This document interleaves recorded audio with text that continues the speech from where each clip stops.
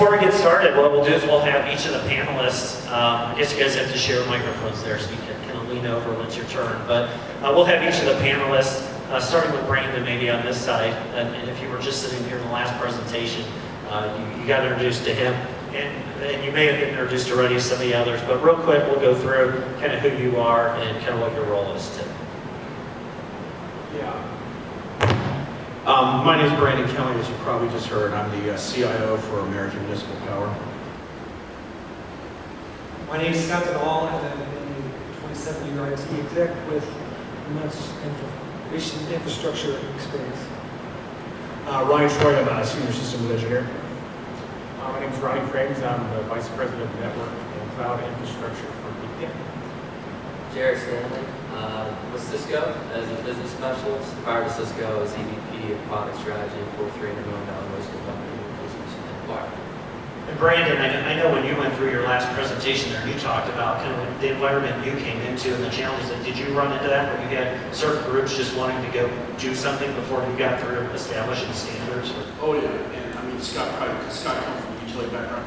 You have these two real technology groups. You have IT and OT, and prior to my role, they really ran separate. So operations technology, if they wanted a new historical database, they just ran out and got it, you know, and they might install it on the desktop, and then they might tell you 6 months later that it has all this critical data that if you don't have, the EPA is going to come and shut you down.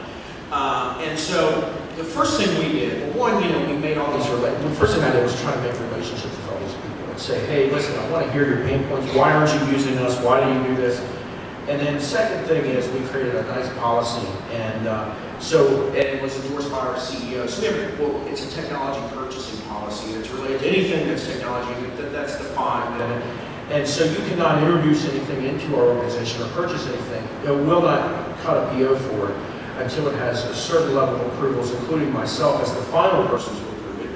And that has stopped people going out on these islands and buying stuff. But to my earlier point, the reason why we've got people to buy into this idea is because the first couple was very hard. You're going to tell me how to buy plant software. You're going to tell me how to do this.